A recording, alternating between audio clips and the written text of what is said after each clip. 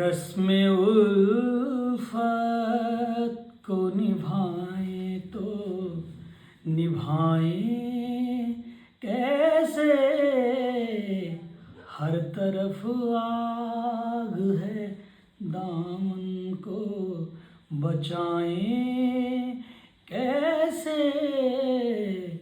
रस्म उल्फत को निभाएं तो निभाएं कैसे,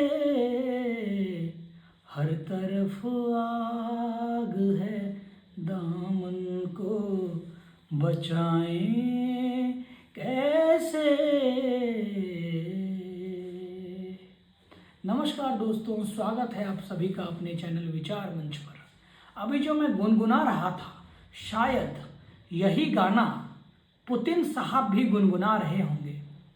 एक दौर था, एक दौर रहा है, था कहने से बेहतर होगा रहा है। एक ऐसा दौर रहा है जब पुतिन साहब की तूती बोलती थी।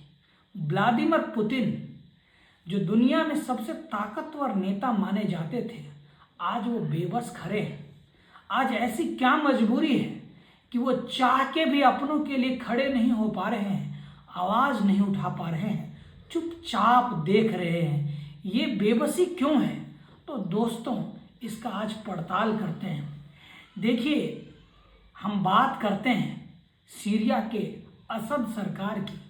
सीरिया के असद सरकार को जब अमेरिका ने कुचल दिया, पलट दिया, तब भी रूस बेबस देखता रहा, कुछ नहीं कर पाया।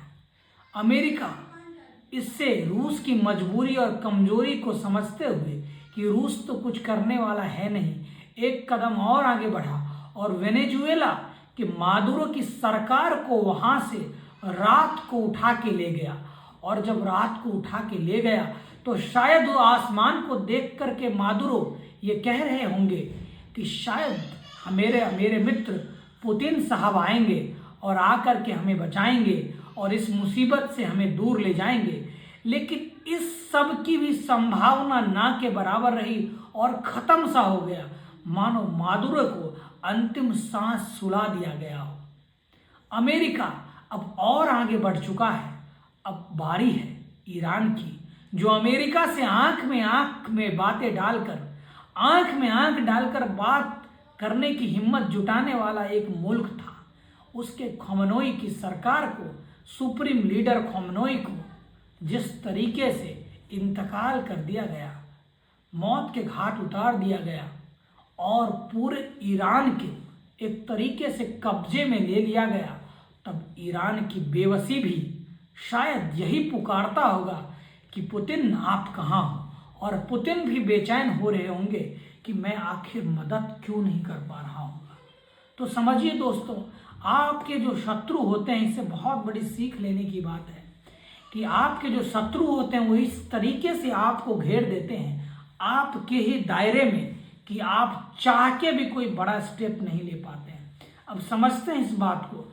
देखिए क्या हुआ कि ईरान, वेनेजुएला, सीरिया, ये सब घटनाओं से पहले अमेरिका ने जिस तरीके से यूक्रेन को, रूस को घेरने के लिए इस तरीके से प्रोपोगेट किया, इस तरीके से प्लांट किया कि रूस पूरे तरीके से घिर गया है। पिछले 4-5 सालों में इतने सारे संसाधनों की बर्बादी हुई है कि रूस को अगर नया स्टेप लेना पड़े तो उसके लिए आत्मघाती होगा, फियादीनी होगा। इसलिए शायद पुतिन सरकार ये चाह के भी निर्णय नहीं ले पा रहे हैं कि मैं मदद करूं तो क्यों करूं और कैसे करूं। ये तमाम चीज़ें उनके सामने बड़ा ही द्वंद्व लेकर के खड़ा है। अब समझते हैं, यूक्रेन को जिस तरीके से मदद किया पश्चिम के देशों ने, इस युद्ध ने बहुत लंबा समय लिया और रूस का संसाधन बहुत बर्बाद हुआ। वो तो पुतिन की ही सरकार है कि किसी तरीके से मैनेज करके रूस को चला रहा है, नहीं तो दिवालिया खड़ा कर देने की पूरी कोशिश की गई। ऐसे स्थिति में पुतिन चुपचाप युद्ध को निहार तो नहीं रहे होंगे, सामने तो नहीं आ रहे, लेकिन वो इतने बड़े डरपोक नहीं हैं कि वो चुपचाप देखते रहें।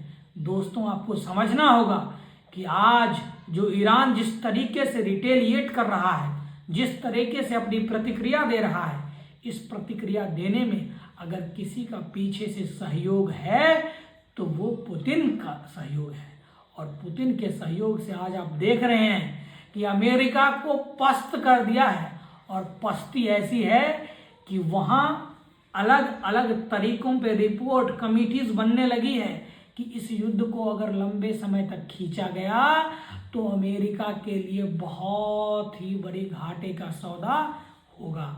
और ईरान कहते हैं मरता क्या नहीं करता, लेकिन इस मरता जो करता है इसके पीछे जो कोई मूल करता है, सब्जेक्ट है, वो पुतिन है। इसको समझना होगा। लेकिन कुछ तो मजबूरी ऐसी है कि पुतिन साहब चाह के भी सामने नहीं आ पा रहे हैं।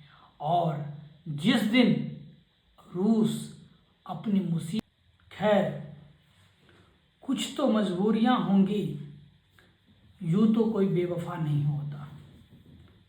कुछ तो मजबूरियां होंगी, यूं तो कोई बेवफा नहीं होता। तो यही कहानी है रूस के मित्रता के संबंध में।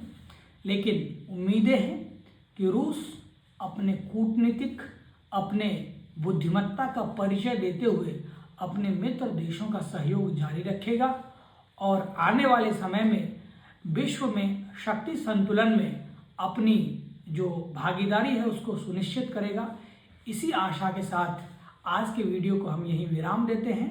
अगर आपको मेरी वीडियोज पसंद आती हो तो मेरे चैनल को लाइक, शेयर और सब्सक्राइब करें, ताकि ऐसे ही टॉपिक्स हम आपसे लगातार साझा करते रहें। तब तक के लिए धन्यवाद, नमस्कार।